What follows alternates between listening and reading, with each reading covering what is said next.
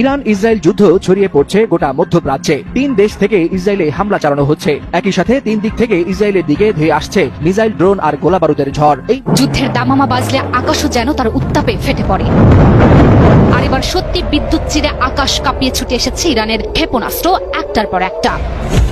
প্রথম দেখায় মনে হবে বিশাল বড় জায়ান্ট স্ক্রিনে দেখানো হচ্ছে ব্রাজিল আর্জেন্টিনা বিশ্বকাপের কোনো ম্যাচ।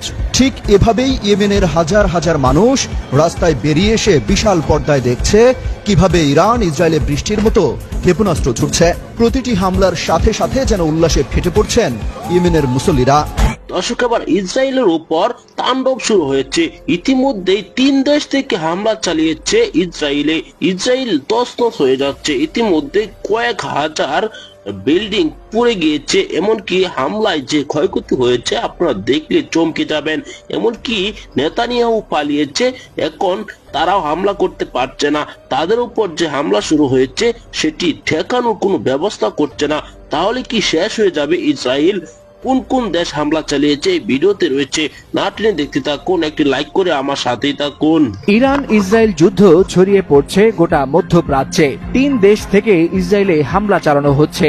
একই সাথে 3 দিক থেকে ইসরায়েলের দিকে ধেয়ে আসছে মিসাইল, ড্রোন আর গোলাবারুদের ঝড়। এই মুহূর্তে যুদ্ধ যেন ইসরায়েলকে ঘিরে এক সর্বাত্মক আগুনে পরিণত হচ্ছে।